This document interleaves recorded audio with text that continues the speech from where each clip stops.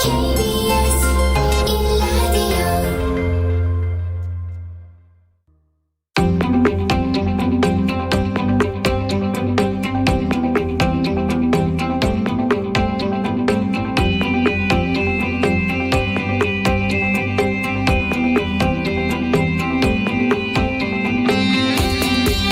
김성환의 시사야.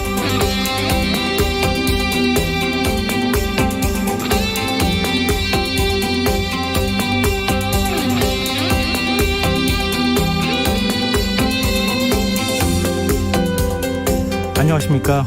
시사평론가 김성환입니다.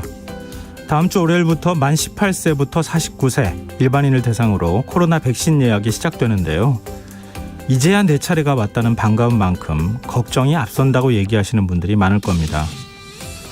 이에 앞서 50대 이상 연령층에 대한 백신 사전 예약 과정에서 100시간이 넘는 예상 대기 시간이 뜨는 먹통 현상이 벌어졌고 매크로를 활용한 꼼수 예약 문제도 불거졌기 때문인데요. 방역당국은 일단 오늘 예약 시스템을 개선했다고 밝혔습니다. 간편 인증을 도입하고 시간당 200만 명까지 예약할 수 있도록 서버를 확충했다는 건데요. 대리 예약과 동시 접속도 금지시켰다고 합니다. 백신 예약으로 혼선이 빚어지는 상황은 코로나19 재확산으로 불안감을 느끼는 사람들에게 또 다른 상실감을 안겨줄 수밖에 없는데요. 부디 이번만큼은 백신 예약 때문에 밤잠을 설치는 일이 없어야겠습니다.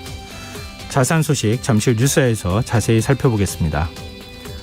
이달 중순으로 예정된 한미연합군사훈련을 두고 정치권에서 공방이 벌어지고 있습니다. 오늘 범여권 의원 70여 명이 한미연합군사훈련 조건부 연기를 촉구하는 공동성명을 발표하면서 민주당 지도부와 갈등을 빚고 있는데요.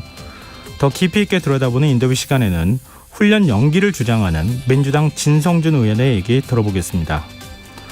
목요일 코너죠. 경제 이슈를 쉽고 재미있게 풀어보는 박종훈의 경제 한방. 오늘은 코로나19 4차 대유행이 세계 경제 지형을 어떻게 바꿔놓고 있는지 살펴볼 텐데요. 많은 관심 부탁드리겠습니다. 김성환의 시사는 청취자 여러분들의 참여를 기다립니다. 방송 내용과 관련해 의견 있으신 분들은 문자 보내주십시오. 당첨된 분들께는 모바일 상품권 보내드릴 텐데요. 참여하실 번호는 샵9730이고요. 짧은 문자는 50원, 긴 문자는 100원의 이용료가 부과됩니다. 콩 게시판을 통해서도 무료로 참여하실 수 있고요. 콩 어플리케이션과 KBS 1라디오 유튜브 채널을 통해서도 저희 방송을 실시간으로 시청, 참여하실 수 있으니까 적극적인 참여 부탁드립니다. KBS 1라디오 김성환의 시사야. 그럼 지금 시작하겠습니다.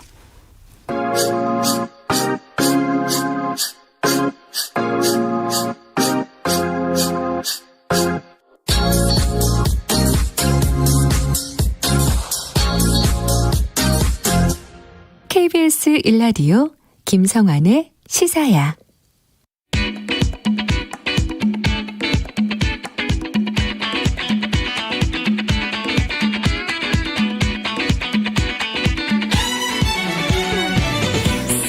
오늘 놓쳤던 뉴스 꼼꼼히 정리해드리는 뉴스야 시간입니다.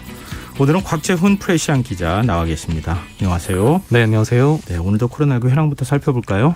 네, 중앙방역대책본부는 오늘 자정 기준 코로나19 신규 확진자가 1,776명 늘어났다고 밝혔습니다. 누적 확진자 수는 20만 5,702명이 됐습니다. 신규 확진자 수는 어제보다 51명 정도가 늘면서 이틀 연속 1,700명대를 기록했는데요. 하루 확진자는 지난달 7일부터 즉 오늘까지 한 달째 정확히 30일 연속 4자릿수를 이어가고 있습니다. 대구와 경북 지역 상황이 좀 심상치가 않아요. 교회를 중심으로 확진자가 급증하면서 올해 최다 확진자가 나왔다고요?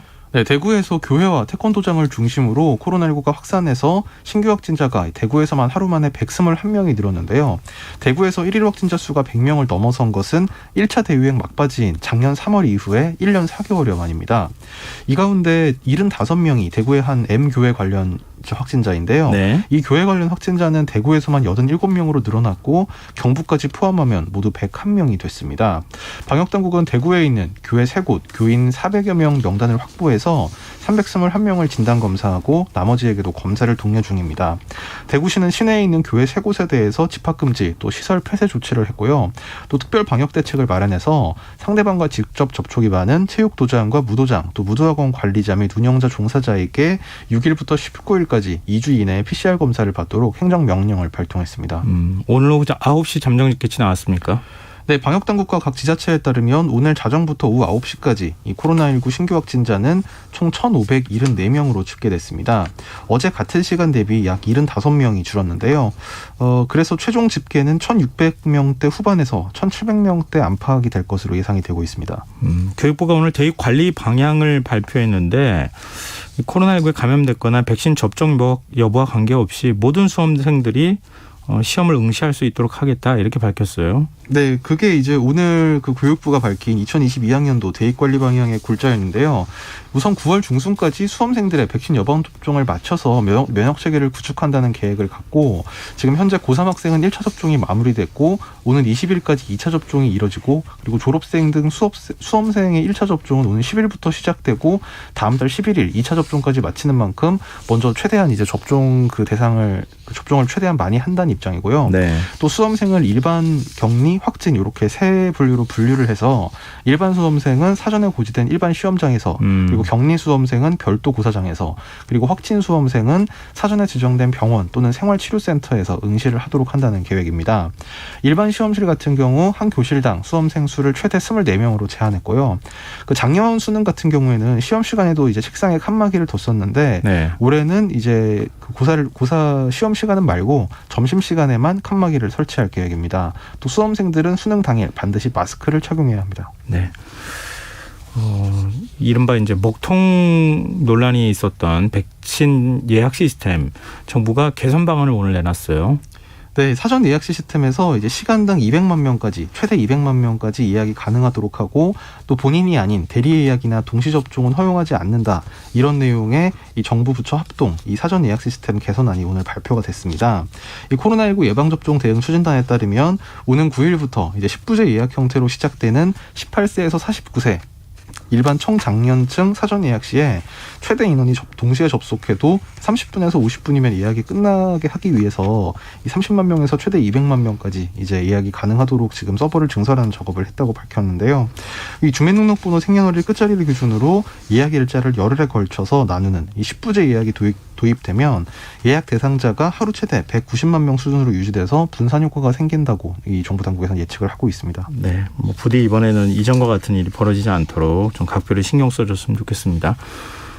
그리고 지금 이런 4차 대유행 상황에서 앞으로 또 우차가 올지 아무도 지금 알 수가 없는 상황인데 백신 수급을 안정시키는 게 굉장히 중요하지 않습니까?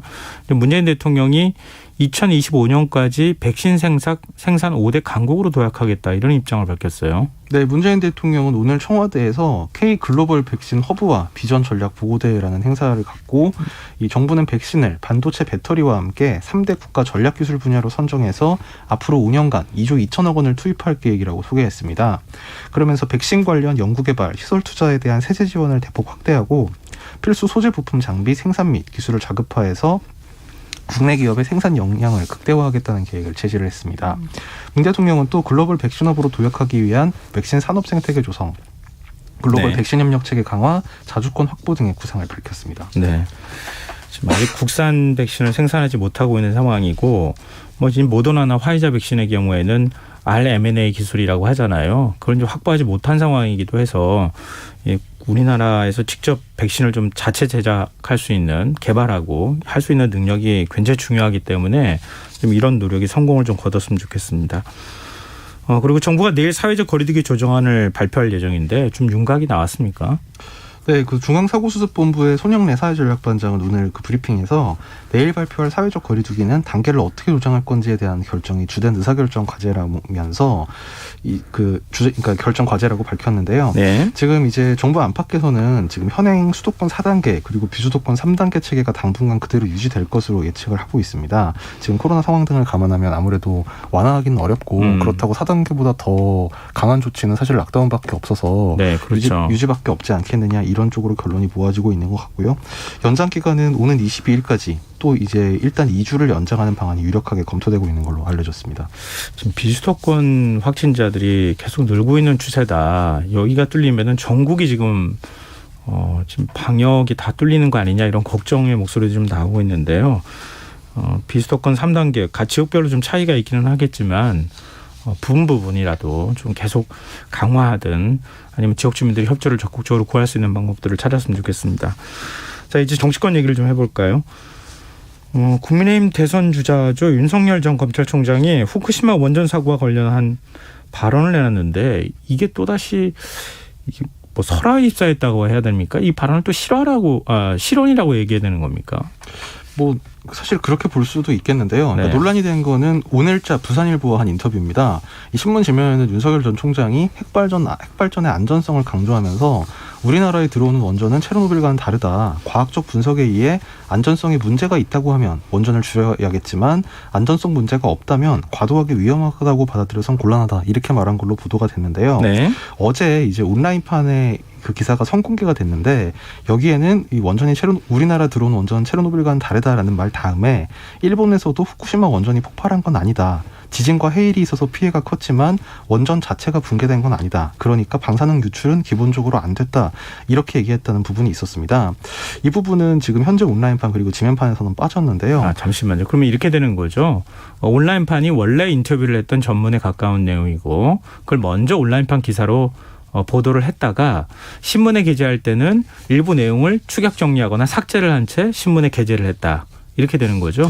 예, 그 부분은 사실 오늘 부산일보가 오늘 추가 후속 기사를 내서 그 부분에 대한 설명을 했는데요. 이 해당 발언에 대해서 윤 전 총장 측에서 삭제를 요청을 해왔다. 그러니까 뭐냐면 해당 발언은 후쿠시마 사고가 원전 하드웨어 자체의 안전부실 문제가 아니라 지진 해일에 의해서 냉각 능력을 유지하지 못한 이적 재난이었다는 점을 강조하는 과정에서 오해 소지가 있었다. 이렇게 얘기하면서 발언 내용을 좀 삭제해달라 이렇게 요청을 했고 이에 대해 부산일보사가 이 인터뷰 취지가 뭐 현안 대한 후보의 정확한 입장을 전달하는 거고 다른 후보, 다른 정치인들의 인터뷰에서도 이런 사고 정정 요구에 대해서는 수용해왔다는 점에 비춰서 해당 요구를 받아들였다. 이렇게 밝혔습니다. 근데 문제는 이제 윤 전 총장 측에서는 처음에 이제 그 기자들에게 설명을 하기를 이 지면 매체 특성상 긴 시간 인터뷰를 압축적으로 담는 거는 불가피하고 의미가 다르게 전달됐을 경우에 서로 조정할 수 있는 문제 아니냐. 뭐 그건 맞는 얘기인데요. 그러면서 인터넷판에 처음 올라온 기사가 후보의 의도와 다르게 반영됐다 이렇게 얘기를 한 겁니다. 그러니까 그 신문사 그 부산일보 측에서 이제 후보의 발언과 좀 다른 내용을 기사로 썼다 이런 취지로 받아들여졌는데 근데 문제는 지난달 19일에 매일경제와 한 인터뷰에서도 이 삭제된 내용과 비슷한 발언이 있었고 이게 지금 후쿠시마 원전의 안전성을 강조하는 이게 역시 동영상으로 지금 인터넷에 공개가 돼 있습니다. 그때는 이 어떻게 얘기했냐면 체르노빌이 원전 사고고 후쿠시마는 지진과 해일이란 말이에요. 그리고 방사능이 외부에 유출돼서 사람이 죽고 다친 건 아니란 말이에요. 이렇게 얘기를 했습니다. 그러니까 사실 오늘 얘기한 거랑 이제 뭐 같고 다른 점을 따져보면 방사능 유출이 없었다. 이제 이렇게 얘기한 게 오늘 부산일보가 처음 오늘 이제 제일 크게 논란이 됐던 부분이죠. 지난달 19일에 매일경제 인터뷰에서는 이 부분이 이 유출돼서 사람이 죽고 다친 건 아니다. 이제 요렇게 좀 그 점이 좀 달랐던 부분인데요. 사실 방사능 유출이 없었다는 것도 그렇고 사람이 죽거나 다치지 않았다는 것도 이제 2011년 당시에 이제 언론 보도 그다음에 일본 정부의 발표 그리고 국제 원자력 기구의 발표한 내용 이런 거에 비춰보면 이 사실이 아니기 때문에 논란이 좀 되고 있는 상황입니다. 근데 지금 경락고가 폭발한 건 아니다 이런 표현이 등장하고 있는데 수소 폭발이 일어나서 원전 경락고 위쪽이 다 날아간 거 아니에요? 일본도. 그리고 좀 우리 이제 노심이라고 하는 핵 연료봉이 녹아내리기도 했고.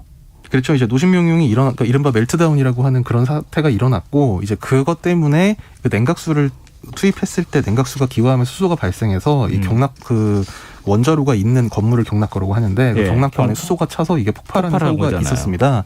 그래서 윤 전 총장 얘기는 아마 좀 그 선회를 하자면 그 과거 체르노빌 사태처럼 원자로 자체가 폭발을 해서 원자로 내부에서 이 핵물질이 분열 도중에 폭발을 해서 말하자면 분열 중이던 핵물질이 대기 중으로 노출된 일은 없었다. 아마 이런 취지의 이야기였던 걸로 뭐 굳이 이해를 하자면 그렇게 이해를 할 수 있겠는데요. 사실 좀 큰 의미는 없는 것 같은 게 왜냐하면 당연히 어떤 핵발전의 안정성이라는 거는 그 자체로 안전하냐도 물론 중요하겠지만 뭐 그런 어떤 외부적인 요인, 외부적인 충격에 얼마나 좀 그런 외부적인 충격 속에서도 이 안전성을 유지할 수 있느냐 뭐 국가 에너지 정책을 수립할 땐 당연히 그런 부분을 다 고려를 해야 되는 것이기 때문에 뭐 부분적으로는 맞는 부분이 있다고 하더라도 좀 전체적인 맥락에서 봐서는 좀 다소 논란의 소지가 있다 이렇게 비춰집니다. 그래서 우리나라 원전에 수소 제거 장치를 다 설치를 했는데 그 제거 능력이 부실하다 이렇게 KBS가 보도를 하기도 했었거든요. 왜냐하면 지금 말씀하신 것처럼 원자로에서 반응이 일어나는 과정에서 수소가 발생하는데 그게 수소 폭발로 이어질 수 있다. 이걸 후쿠시마 원전에서 확인했기 때문에 그런 거 아닙니까? 그렇죠. 후쿠시마 원전도 사실 뭐 원전 이런 강도 높은 지진이 있었을 때 자동적으로 이제 운용을 멈추고 냉각수가 자동으로 공급되고 이런 시스템이 다 있었습니다. 예비 전력 배터리 공급하는 시스템까지 다 있었는데요. 네. 지진이 발생하고 이 지진 해일 쓰나미가 발생을 하니까 이 발생해야 될 시스템이 그 오류가 나고 작동을 안 했을 때 이렇게 치명적인 결과로 이어질 수 있었다는 겁니다. 네. 정치권 반응이 궁금한데요. 일단 민주당 반응부터 얘기를 해주시죠. 네, 뭐 민주당에서는 대대적으로 그 비난에 나섰는데요. 이재명 경기지사는 이번 망언을 보니 일본 극우 인사가 과외 선생님이었나 보다라고 비난하면서 국민의힘과 이준석 대표는 윤석열 전 총장 발언에 대해 공식 입장을 밝히라 이렇게 압박을 했습니다. 정세균 전 국무총리 측의 이 강기정 전 청와대 정무수석은 1일 1만 원 대행진이다 이렇게 비난하면서 오늘도 이어지고 있다 이렇게 꼬집었고요. 이낙연 전 대표 측근인 이계호 의원도 소문대로 1일 1만 원이 목표인가 이렇게 꼬집었습니다. 국민의힘 내에서도 비판의 목소리가 나오고 있죠. 네, 원희룡 전 제주도지사 오늘 그 과천 중앙선거관리위원회에 대선 예비후보 등록을 하는 일정이 있었는데 이 자리에서 기자들과 만나서 후쿠시마 오염수 등 국민이 의문을 제기하고 비호감을 표시하는 여러 의제가 윤 전 총장 생각에서 저절로 나온 이야기라면 대통령으로서 준비는커녕 기본 자질이 안 돼 있다 이렇게 직접적으로 비판을 했습니다. 또 유승민 전 의원도 방사성 물질이 일본 동쪽 바다를 오염시켜 우리에게도 영향이 있는데 가볍게 이해하신 게 아니냐. 가볍게 이야기하신 게 아니냐면서 원전이 중요하다고 해도 안전을 과신하는 것은 금물이다 이렇게 꼬집었습니다. 네. 지금 여러분께서는 KBS 라디오 김성환의 시사회와 함께하고 계십니다. 계속해서 뉴스야 이어가겠습니다. 이준석 국민의힘 대표와 당 대선 예비 후보들이 어제 봉사활동에 이어서 오늘도 한 자리에 모였는데 또 유력 주자들이 불참했어요, 이 자리에. 네, 어제도 이제 윤석열, 최재형, 홍준표, 유승민 이 네 예비 후보는 불참을 했고 예. 오늘 이제 이준석 국민의힘 대표 주재로 당 예비 후보 전체 회의라는 걸 소집을 했는데 네. 이 네 사람은 오늘도 불참을 했습니다. 근데 불참 사유는 이제 윤석열 전 총장은 어제는 그 개인 일정, 그러니까 오전에 청와대 그 1인 시위 지지 방문을 했다가 비공개 일정을 했고 그리고 논란의 부산일보 인터뷰를 어제 했고요. 네. 그리고 이제 최재형 감사원장 같은 경우는 전 감사원장 같은 경우는 어제는 대선 출마 선언을 하는 날이었고 오늘은 부산 방문 일정을 소화를 했습니다. 홍준표 전 대표는 이번 주에 계속 휴가고요. 유승민 의원도 뭐 공약 발표 등 이제 개별 일정을 소화를 했습니다. 이준석 대표의 체면이 좀 말이 아닌 상황이 돼버리는 거 아닌가 싶은데 당내에서도 좀 불만의 목소리가 있다고요?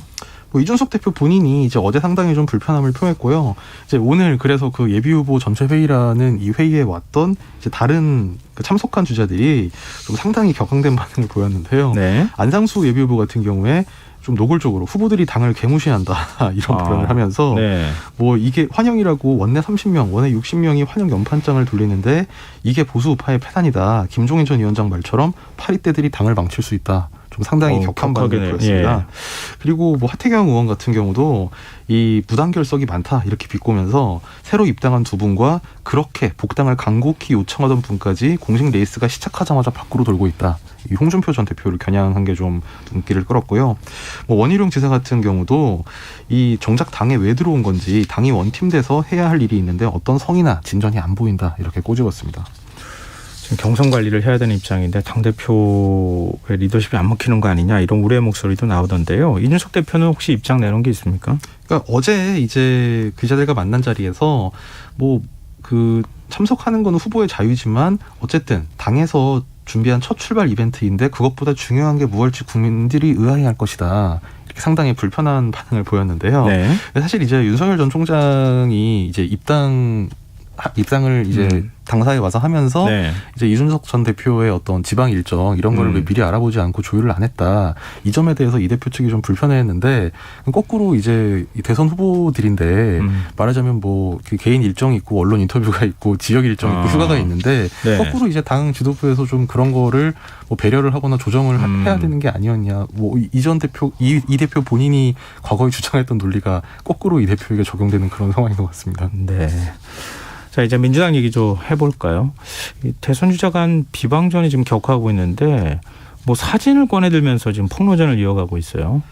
네, 어제 이제 그 이재명 지사 측에서 이제 조국 사태 당시에 조국 전 법무부 장관에게 좀 불리한 증언을 했던 최성해 전 동양대 총장 그리고 예. 이낙연 전 대표가 사진을 같이 찍었다. 무슨 사이냐 이런 추궁이 나오니까 어제 이제 그 이 전 대표 측에서 이제 이재명 지사가 광주 폭력 조직 일원으로 추정되는 인물과 사진을 찍었다 이렇게 반격을 했는데요. 네. 이낙연 캠프 공보단장인 정운현 전 국무총리 비서실장이 이 지사와 함께 사진을 찍은 이 사람은 어떤 관계냐 이 페이스북에 사진을 올리면서 이렇게 따져 물었습니다. 그러니까 이 인물은 이제 광주의 한 폭력단체 행동대장으로 명시된 사람이다. 이 정 단장은 이렇게 주장을 했는데요. 네. 이 보도에 따르면 이 지사와 사진 찍은 사람은 모사건 1심 판결문에 광주 폭력조직 행동대장이라고 나와 있다. 이렇게 글을 썼습니다. 네. 이에 대해서 이재명 캠프 현근택 대변인은 이 지사가 작년 11월 이 문흥식 회장 등 광주 민주화운동 세계단체 대표자들과 간담회를 가졌는데 그 사진이 언제 어디서 촬영된 건지는 확실하지 않지만 이런 이유가 있었다. 당연히 문 회장이 뭐 광주 폭력조직 행동대장이라는 건 알지 못했다. 이렇게 반박을 했습니다. 근데 이게 그 5.18 구속 부상자회 회장이라고 하는 그 사람 말하는 거 아닙니까? 네, 예, 지금 이제 현근택 대변인의 해명으로 봐서는 이제 그런 걸로 왜냐하면 이제 그 정운현 단장이 올린 사진에는 이제 얼굴을 지워서 올렸거든요. 근데 아마 현 대변인의 반응을 미뤄봐서는 아마 그런 걸로 지금 추측이 됩니다. 글쎄요, 5.18 구속 부상자회 회장을 조직폭력배라고 나중에 지금 이번에 붕괴 사고 때문에 알려진 사실이기도 한데 그렇게 표현하는 게 일단 맞는지 좀 의문이 들기도 하는데요. 일단 이재명 경기지사 음주운전 관련된 공세는 계속 이어졌어요. 근데 이재명 지사가 범죄 수사 경력 회보서를 공개했다고요? 근데 공개 방식을 두고서도 뒷말이 있더라고요. 네, 일단 이제 경쟁 후보 측, 뭐 이낙연 전 대표나 정세균 전 총리 측이나 이 측에서 이제 음주운전 관련 의혹에 대해서 과연 한 건만 있겠느냐. 보통 이제 음주운전은 재범들이 많기 때문에 네. 뭐 추가로 이제 범죄 사실이 있는지를 확인을 해봐야 된다. 이런 주장을 편대대한 반격성이었는데요. 오늘 그래서 이재명 지사가 언론에 이 음주운전 재범 의혹 관련 100만 원 이하 벌금까지 포함된 이 범죄 수사 경력 회보서를 공개를 했습니다.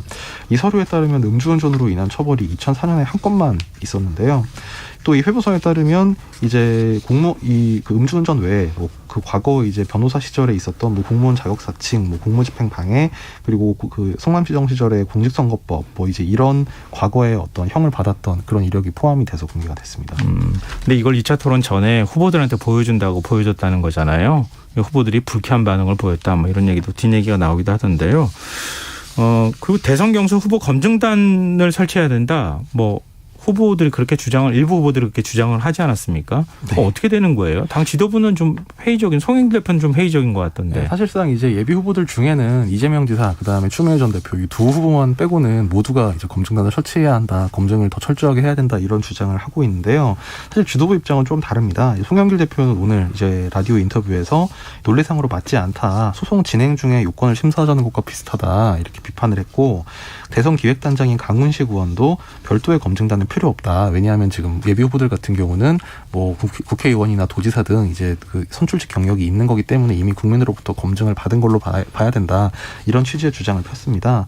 지금 그래서 아마 지도부에서는 좀 부정적인 의견이라서 실제로 이 검증단이 구성이 되기는 좀 쉽지 않아 보이고요. 이제 선관위, 이제 그 민주당 선거관리위원장 이상민 의원 같은 경우는 뭐 원칙적으로는 못할 게 없다는 입장이면서도 역시 지도부 결정에 따라야 한다 이런 입장입니다. 공약 대결은 안 했습니까? 사실 이제 공약 대결도 열심히 발표를 하고 있는데요. 네. 일단 물론 언론에서 이제 공약 정책 이런 거를 안 해서 열심히 보도를 해야 하는데 네. 사실 민주당 의원들의 공약 뭐 물론 이제 그 중에 차이점도 있지만 기본적으로 이 노무현 정부 문재인 정부를 계승하고 뭐 어떤 이런 좀 정책적인 방향성이 비슷해가지고 큰 변별성은 사실 좀 크지 않다. 뭐 그런 점도 좀 보도가 적은 데 대한 영향을 미치는 것 같은데요. 오늘 이재명 지사 캠프에서는 이제 청년 정책 공약을 강조해서 발표를 했는데 주요 내용을 보면 지금 경기도에서 하고 있는 학자금 대출이자 지원 사업 이걸 전국으로 확대하겠다. 그리고 학점에 비례해서 등록금을 납부하는 학점 비례 등록금제를 추진하겠다. 그리고 앞서 기본소득 공약 발표 시에 포함됐던 내용이 이제 기본소득을 지급을 할 때 29세 이하 청년에게 연간 100만 원씩 추가로 더 주겠다. 이런 안이 포함이 돼서 발표가 됐습니다. 네. 공약도 조금 더 적극적으로 보조를 해줬으면 좋겠어요. 뭐 모든 정당이 다 마찬가지겠지만. 자, 뉴스에 여기까지 하겠습니다. 지금까지 곽재훈 프레시안 기자였습니다. 고맙습니다. 감사합니다.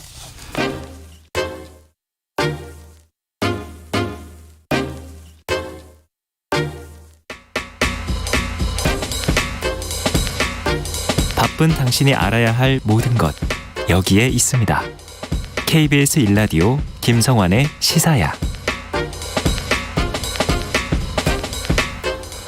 여권 내에서 한미 연합훈련을 둘러싸고 갑론을박이 벌어지고 있습니다. 오늘 민주당과 정의당 등 범여권 의원 74명이 한미 연합훈련 조건부 연기를 촉구하는 공동 성명을 발표했는데요.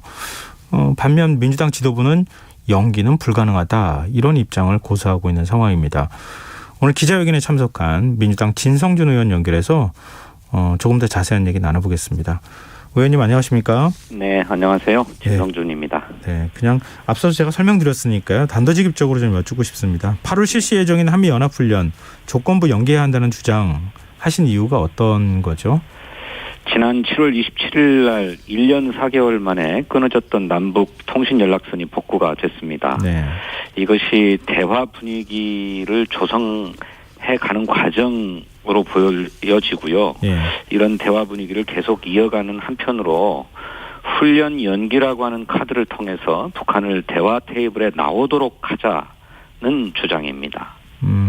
지금 연판장도 돌리셨다고 하던데요. 다른 의원들의 반응은 어떻습니까? 네, 국회가 휴회 중이어서 또 사실상 휴가철이어서 원활한 소통에는 어려움이 있었습니다. SNS나 팩스 이런 걸 이용해서 의원들의 의사를 확인해야 했는데요. 그럼에도 불구하고 74분이나 되는 많은 의원들께서 동참을 해주셨습니다. 근데 송영길 대표 입장은 좀 다른 것 같아요. 남북 통신선 복원 가지고 한미 연합훈련 연기하는 건 어렵다, 원칙대로 간다, 이런 입장을 밝혔어요. 그러니까 통신선 복원을 대가로 훈련을 연기하자는 얘기가 아니고, 네. 그 통신선 복원을 통해서 대화 분위기가 이제 점점 조성되어 가고 있는데 이 분위기를 계속 이어 나가야 되지 않겠냐는 것입니다. 근데 한미 연합사 부사령관 출신인 김병주 원내 부대표 얘기를 보면요. 훈련에 참석할 미군 대부분이 이미 입국간 상태라고 하더라고요. 네. 그 사실입니까? 예, 그랬을 것입니다. 군사 실무적인 측면에서 보면은 훈련 준비에 이미 착수한 상태예요. 예. 그래서 양국의 주요 지휘관들이 세미나도 열고 있다고 합니다. 근데 이제 실무적인 차원에서 보면 너무 늦은 게 아니냐 이렇게 볼 수도 있습니다만, 네. 아직 정식 훈련이 진행된 것은 아니기 때문에 정치 외교적인 판단으로 고도의 결단을 한다면 연기가 가능하다, 저는 그렇게 생각합니다. 근데 미국 입장에서 보면 훈련에 참석할 미군들을 다 이미 한국으로 보냈는데 훈련 없다, 안 하겠다 이렇게 말하기도 참 애매할 것 같은데요. 한미 간에 좀 공감대가 형성돼야 되지 않겠습니까? 물론입니다. 저희도 한미 간에 긴밀하게 협의를 해야 된다라고 하는 입장입니다. 한국이 일방적으로 훈련 안 한다 이렇게 선언할 수는 없는 거죠. 성명에서도 그런 점을 분명하게 요청을 했는데, 다만 우리 정부가 조금 더 적극적으로 나서서 훈련 연기의 필요성을 미국에게 설득할 필요가 있다라고 하는 것입니다. 혹시 우리 정부가 설득하고 있다는 얘기나 이런 건 들리지는 않습니까? 과정에서 한미연합훈련이 가지고 있는 어떤 정치적인 또는 외교적인 의미, 이런 것들은 충분히 검토되었을 것이라고 생각합니다. 그런데 얼마 전에 북한의 입장이 나오지 않았습니까? 김여정 부부장의 담화문이 나왔는데, 네. 그가 통신 연락선 복원의 의미를 과장해서 안 된다고 얘기를 하면서도 지금이 중요한 반전의 시기다 이렇게 얘기했거든요. 네. 그러면서 한미 연합 군사훈련의 향배가 앞으로 남북 관계 같은 것들을 좌우할 큰 분수령이 될 것처럼 얘기를 했기 때문에 북한으로서도 통신선의 복원을 매우 중대한 계기로 보고 있고, 또 실제로도 그 북한 내부의 사정을 보면 최근에 식량난이 가중되고 있다고 하는 국제사회 보고가 있는 것처럼, 네. 북한도 대화를 재개해서 뭔가 상황을 타개해야 될 현실적 필요를 가지고 있다고 보여져요. 그러자면 북한이 대화 테이블에 나서도록 하는 데 필요한 대내외적인 명분을 제공해줘야 되겠는 게 아닌가, 이런 판단이라는 것입니다. 근데 김여정 부부장의 담화가 오히려 지금 국내에서는 반발을 불러일으키는 효과로 이어지는 거 아닌가 그런 생각도 들거든요. 지금 보수 야당에서는 김여정 눈치 보기에 급급하고 있다. 집권 여당이 김여정의 하명부냐 이렇게 지금 주장하고 있거든요. 대단히 모욕적인 발언입니다. 한심하고 좀 비열한 정치 공세라고 생각하는데요. 네. 김여정의 담화 이전에 7월 1일 날 여야 의원 76명이 그때도 훈련 연기를 촉구하는 성명을 낸 바가 있어요. 네. 그러면 북한의 김여정이 그 여야 의원의 지령을 받아서 그런 담화문을 낸 것이겠습니까? 남북 간에 이런 교착 상태를 해소하고 단절된 대화를 복원하기 위해서 우리가 주동적인 조치를 취하자라고 하는 충정에서 나온 얘기를 그런 식으로 폄하하는 것은 대단히 모욕적이라고 생각합니다. 네. 지금 그 현 상황을 의심의 시선으로 바라보는 입장에서 제기하는 문제들 제가 옮겨서 질문을 좀 드리고 싶은데요. 북한은 과연 신뢰할 수 있겠느냐. 남북 연락사무소 폭파하는 거 봐라. 이제 이런 얘기도 있고요.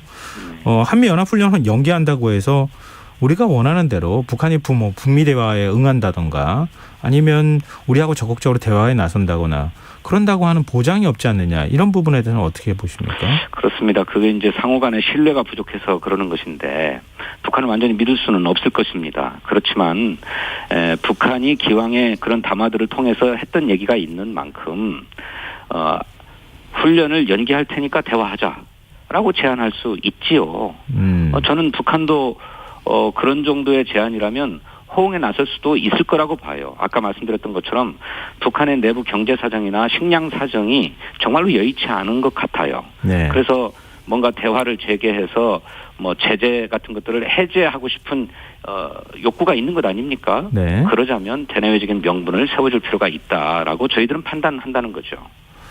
근데 그동안의 북측에서 우리의 원조 쌀이나 이런 것도 그렇고 그다음 코로나19 방역 물품을 우리가 좀 지원하겠다 이런 제안도 냉정하게 단칼에 거절하고 그러지 않았습니까? 네. 과연 그런 쪽으로 연결이 될 수 있을까요?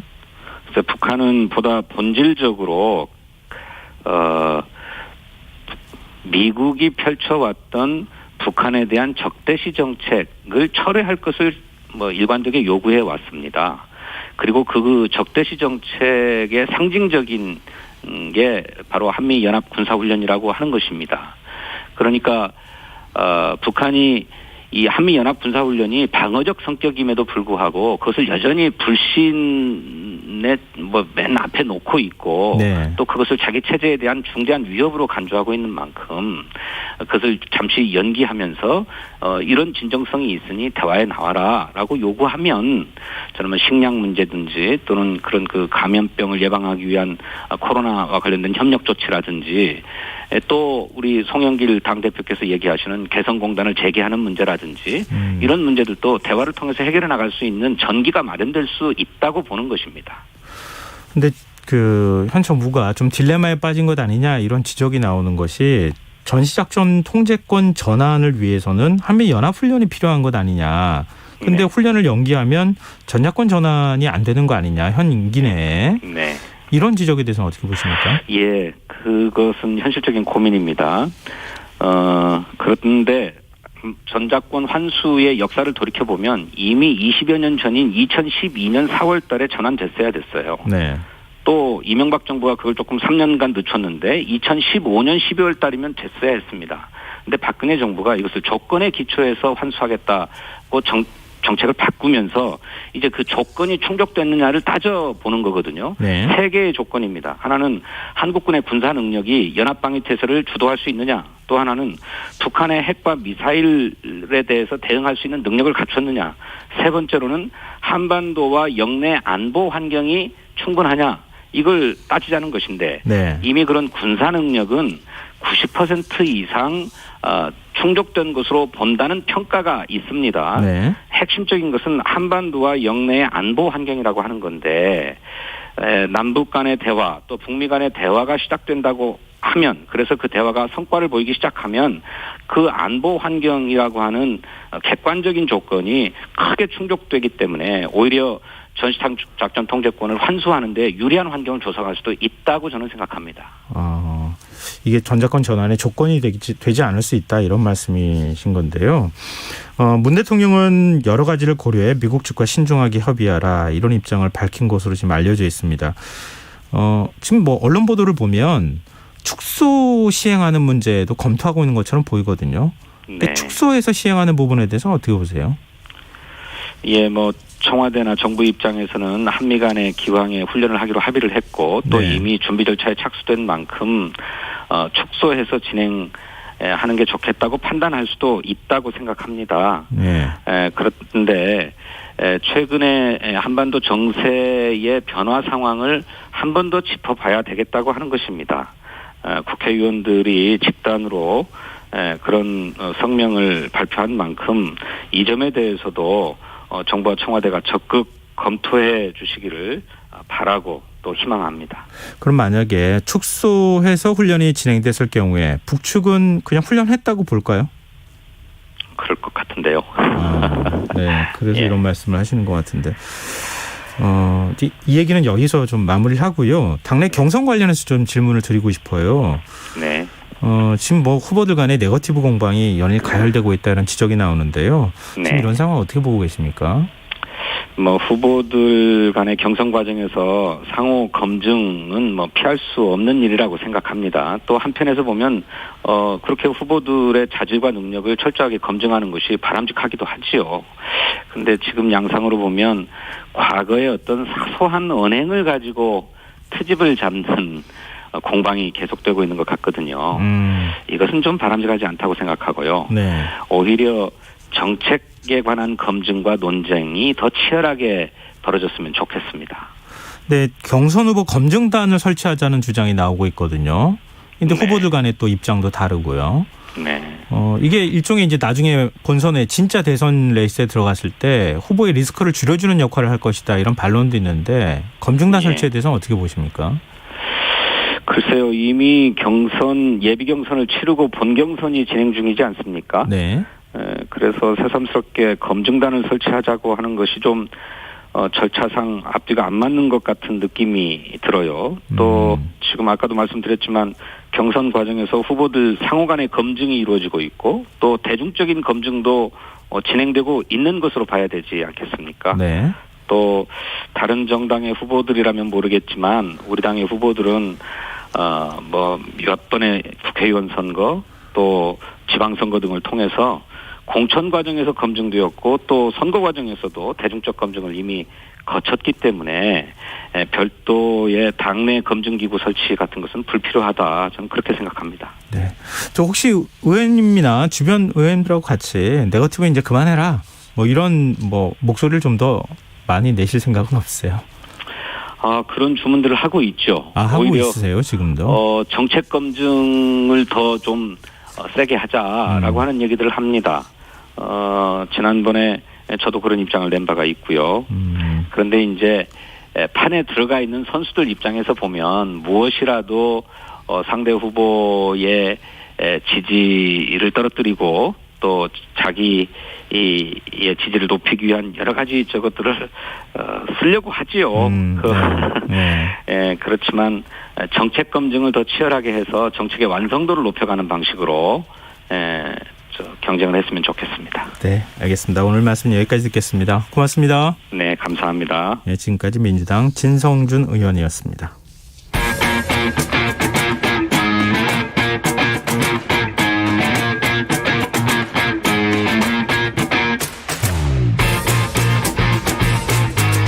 경제정책부터 실물 경제와 투자까지 어려운 경제 이야기 알기 쉽게 풀어보는 시간입니다. 박종훈의 경제 한방, KBS 박종훈 기자 전화로 만나보겠습니다. 안녕하십니까? 네, 안녕하세요. 네, 요즘 올림픽 경기 보시느라고 많이 바쁘실 것 같은데요. 오늘 야구 예. 보고 계세요? 네, 야구 보다가 지금 이거 준비하느라고 못했죠. 사못 봤죠. 네. 네, 뭐 다른 모든 국민들이 다 마찬가지일 것 같습니다. 자, 지금 전 세계 코로나19 누적 확진자가 빠른 속도로 늘어서 2억 명을 지금 넘어선 상황이에요. 지금 경제가 좀 코로나 상황이 조금 지금 코로나가 극복이 되면 경제도 좋아지지 않겠나 이런 기대를 했는데 좀 다시 그 기대가 물 건너가는 거 아닌가 그런 얘기가 나와요. 네, 그렇죠. 일단 이 코로나19가 재확산이 되면서 세계 경제 판도가 지금 현재 바뀌는 그런 상황이 있는데요. 먼저 이제 코로나19 상황이 어느 정도 심각한지를 좀 보자면, 네. 뭐 우리나라도 뭐 어제 그제 1,700명대를 기록하면서 4차 대확산이 심각하다 하지만 세계적으로 보면 진짜 심각한 게요. 지금 어제 기준으로 이제 전 세계 코로나19 확진자가 2억 명이 넘었는데, 네. 이게 처음으로 1억 명을 넘는 데 걸린 시간이 13개월이었습니다. 그런데 반년 만에 다시 2억 명을 돌파했으니까 이 속도가 점점 빨라지는 거죠. 네. 근데 문제는요. 백신 접종률이 높은 나라, 이 미국 같은 나라의 확진자가 어제 같은 경우에 11만 명이나 됐거든요. 네. 미국 인구가 6배라는 점을 감안해도 우리나라하고 비교해보면 10만 명당 이렇게 기준으로 잡았을 때 10배 정도 수준이거든요. 이런 상황에서 지금 이제 변이가 계속 생기는 거, 뭐 예를 들어서 지금 이제 델타 바이러스가 이제 세계를 휩쓸고 있지만 또 한쪽에서는 베타라는 또 새로운 바이러스가 생겼고 또 카파라는 게 인도에서 휩쓸고 있고요.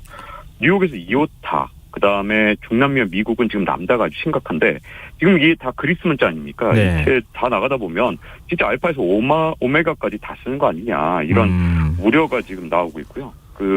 좀 백신을 맞아도 지금 현재 확산이 되고 있는 상황이라서 그래서 지금 경제 판도에 영향을 줄 것이다라는 우려가 점점 커지는 거죠.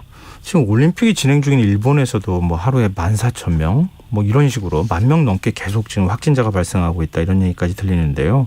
지금 이렇게 될 경우에 세계 경제 다시 침체되는 거 아닙니까? 네, 원래 이 코로나19가 재확산되기 전까지만 해도 백신 보급률이 높아지면서 처음에 확진자가 줄어드니까 다들 연말이 되면 경기는 회복될 게 너무 당연한 거라고 생각을 했고 네. 이제 물가가 혹시 오를까 봐 걱정을 하는 그런 분위기였거든요. 그래서 둔화를 걱정한 사람은 아무도 없었는데 점점 경기 둔화와 인플레이션도 다시 꺾이면서 이 경기 전체가 나빠지는 쪽으로 점점 우려의 목소리가 높아지고 있는데요. 가장 대표적인 게 미국의 2분기 성장률인데 이게 연율로 8.5% 성장한 걸로 우리가 모두 다 기대를 했었단 말이죠, 시장에서. 네. 근데 실제로 숫자가 나와보니까 6.5%밖에 되지 않았습니다. 물론 이제 6.5%도 높지 않느냐 이렇게 생각할 수도 있는데 이게 높은 수치가 아닌 이유가요. 지난해 미국이 역사상 기록적인 수준인 마이너스 32.9%를 기록했던 게 지난해 2분기거든요. 네. 이게 연율이기 때문에 1년치를 곱하기 4를 한 건데. 자, 어쨌든 그렇다 하더라도 지금 32.9%나 마이너스를 했다가 그러면 성장을 해서 8.5는 될 줄 알았는데 이게 6.5밖에 안 된다? 그러니까 지금 백신 접종률이 높은 나라에서도 이 정도니까 지금 코로나19가 경제에 영향을 미치는 것이 아니냐는 우려가 점점 더 커지고 있는 겁니다. 작년이 워낙 경기가 안 좋았기 때문에 기저효과가 있을 수밖에 없잖아요. 그런데도 불구하고 이 정도밖에 성장률을 기록하고 있지 못하다고 하는 거는 더 앞으로 안 좋은 방향으로 갈 가능성도 있다 이런 말씀이신데요. 네. 이렇게 된다면 금융시장부터 출렁거리지 않을까요? 이 금융시장이 지금 현재 이제 코로나19 이후에 나타난 아주 특이한 현상이 있죠. 바로 K자 회복이라고 부르는 네. 이번에 코로나19 이후의 경제 회복 상황을 가리키는 말인데요. K자를 이제 머릿속에 이렇게 딱 그리시면 K자가 이제 위로 올라간 게 하나 있고 그다음에 아래로 내려가는 게 있는데 K자 글자 모양 그렇잖아요. 네. 근데 금융시장 쪽은 위쪽으로 올라가고 그다음에 실물 경제는 아래쪽으로 내려가면서 자, 실물 경제가 나빠지면 이제 노동소득으로 먹고 살아야 되는 중산층 또는 저소득층 같은 경우에 삶이 계속 악화될 수밖에 없고요. 금융시장 같은 경우는 계속해서 예를 들어서 자산 가격이 올라가니까 빈부격차가 굉장히 커지는 상황이거든요. 근데 지금 현재 코로나19가 만약에 확산이 계속될 경우에 이 금융시장에 가장 걱정되던 게 바로 인플레이션 우려였는데 네. 이 우려가 좀 낮아지면서 이 미국의 연준이 양적 완화 규모를 좀 빨리 축소할 것이다라는 걱정도 굉장히 빠르게 이제 좀 약화되고 있습니다. 그러다 보니까 증시가 약간 조정을 받을 그런 어떤 기미가 좀 보였었는데 오히려 증시는 지금 현재 조정보다는 상승 쪽으로 지금 잡고 있는 상황이고요. 네. 이게 지금 계속해서 가속화되면 이제 다들 걱정하는 게 결국 금융시장이 언젠가 실물을 따라갈 텐데 그때 충격은 더 커지지 않겠냐. 지금 당장은 K자 회복 상태가 코로나19의 재확산으로 더 심화되겠지만 그 뒤에 이 찾아올 여파는 더 커질 것이다. 이렇게 어떻게 보면 빈부격차에 이어서 실물 경제를 따라가는 금융시장을 걱정하고 있는 그런 상황이 된 겁니다. 지금 주식시장에도 영향이 없을 수가 없는데 네. 이 업종별로 좀 희비가 엇갈릴까요? 네, 이 코로나19 때문에 이 재확산이 업종별 지형도도 현재 바꾸고 있는데요.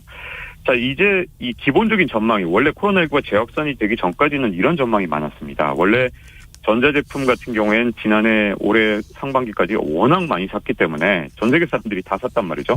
그렇기 때문에 아무래도 그쪽에서 이제 매출이 좀 덜 일어날 것이다. 한번 전자제품 바꿨는데 뭐 그 다음에 또 바꾸고 뭐 그 다음에 또 바꾸고 이런 식은 아니잖아요. 네네. 다 5년 10년 쓰니까 아무래도 그쪽에 소비가 줄어들면서 뭐 예를 들어서 경기 민감주라고 하죠. 경기 변동을 많이 타는 그런 업종이나 서비스 업종, 또 여행주, 이 백화점주, 뭐 항공주 이런 쪽이 아무래도 주가가 좀 더 올라가지 않겠느냐 그러면서 실제로 돈의 이동도 있었고요.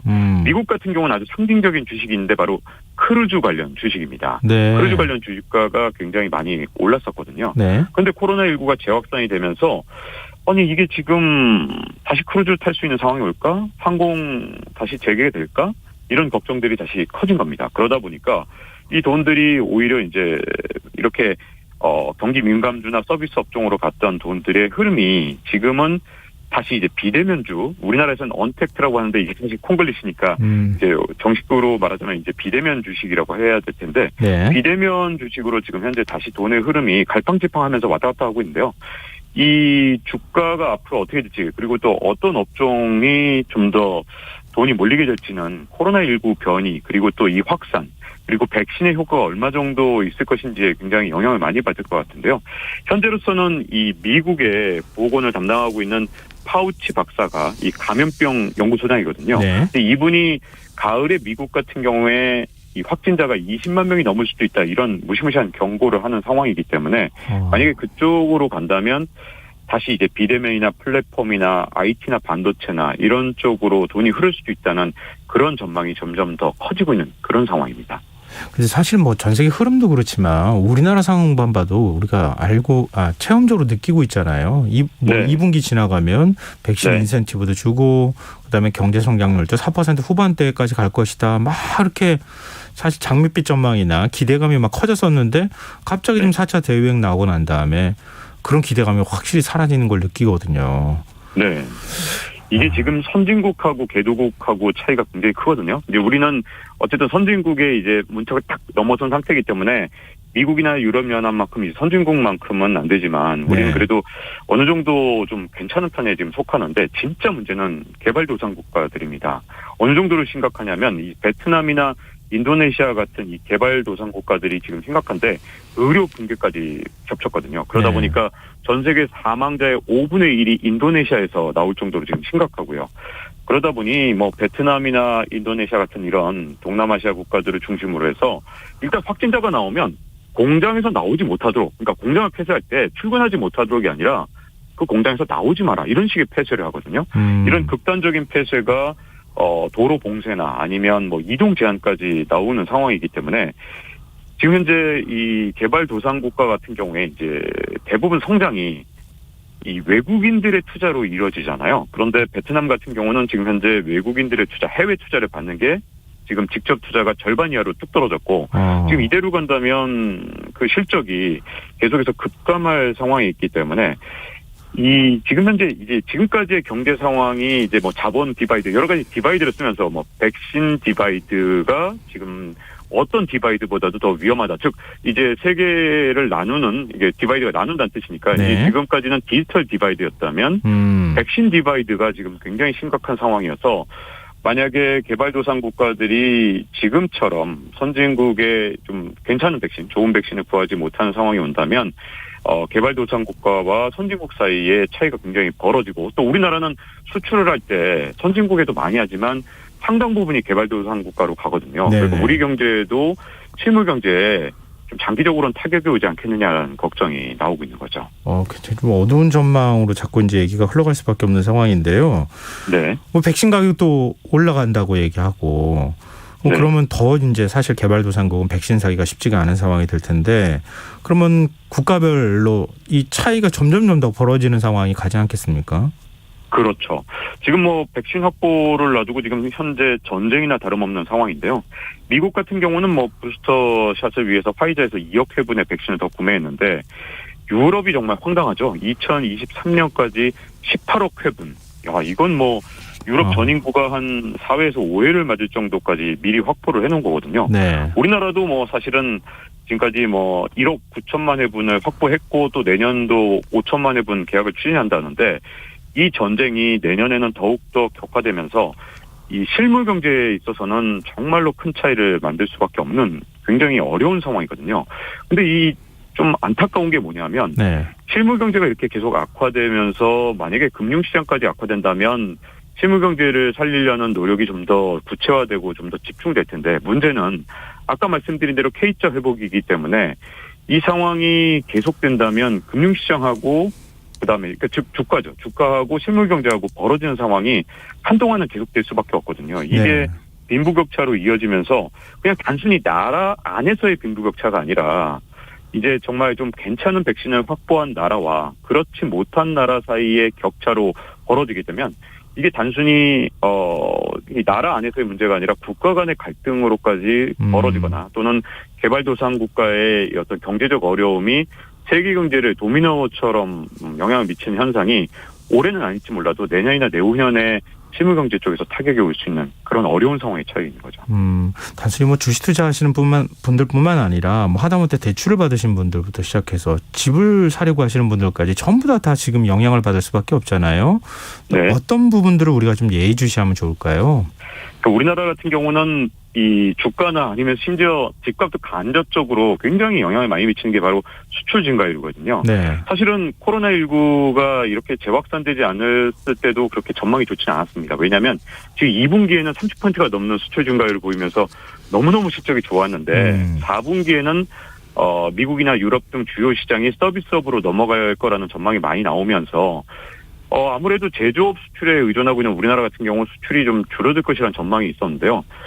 이게 정말 좀 안타까운, 그러니까 좀 나쁜 일이지만 코로나19가 재확산되면서 여전히 가전제품이나 아니면 바로 비대면 쪽으로 가면서 우리나라가 강점을 갖고 있는 수출은 계속해서 늘어날 가능성이 있는데 네. 이제 문제점은 개발도상 국가를 중심으로 한 이 수출은 내년부터는 좀 타격을 받을 것 같아서요. 당장 올해 어떤 우려, 수출이 4분기에 줄어들 것이라는 우려는 좀 줄어든 반면에 좀 더 장기적으로 전 세계 교육 규모가 줄어들면서 우리 경제에 타격을 주는 22년, 23년의 상황은 악화된, 단기적으로는 좀 괜찮고 장기적으로 좀 더 나쁜 상황이 네. 펼치지 않나 이렇게 보여집니다. 당장 금리가 올라갈 것 같다고 하는 얘기가 나오는데 그 금리 올리는 시기도 좀 영향을 미치지 않을까 그런 생각도 좀 드네요. 네, 네. 금리하고도 네. 밀접한 연관이 있을 것 같습니다. 네, 박정훈의 경제한방 KBS 박정훈 기자였습니다. 오늘 말씀 고맙습니다. 네, 고맙습니다. 네. KBS 라디오 김성환의 시사 1부 순서는 여기서 마무리하겠습니다. 2부에서는 사건 사고 뉴스 등을 살펴보는 밤참 뉴스 그리고 지금이 영화 순서가 기다리고 있습니다. 저는 11시 정각 2부에 다시 여러분 곁으로 찾아가겠습니다.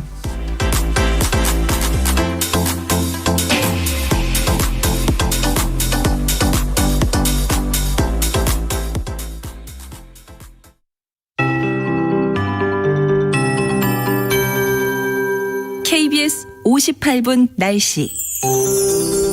현재 전국이